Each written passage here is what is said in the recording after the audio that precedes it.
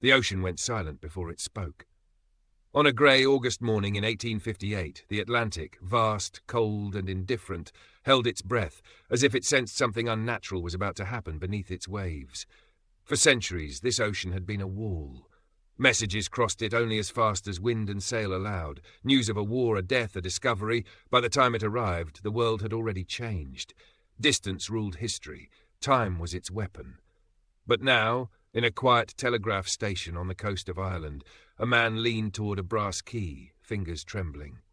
Thousands of miles away in Newfoundland, another man waited, staring at a thin strip of paper, unsure whether it would remain blank or become history.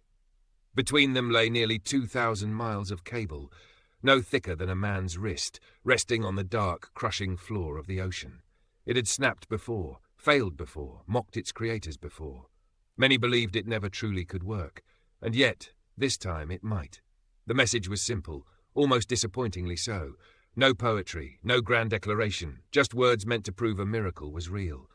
The signal was sent, slowly, painfully slowly, each electrical pulse fighting interference, water pressure, and doubt itself. Minutes passed. Then a mark, a faint twitch of ink, a breath caught in a man's throat. The Atlantic had answered. In that moment the world shrank. What once took weeks now took minutes. Empires felt closer. Decisions would be faster. Wars, diplomacy, commerce, nothing would ever move at the same pace again.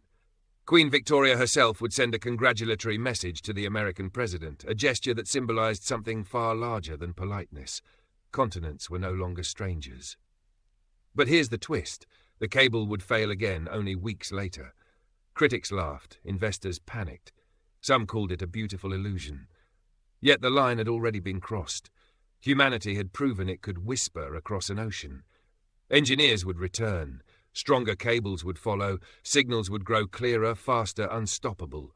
And from that fragile spark in 1858 would come a chain reaction.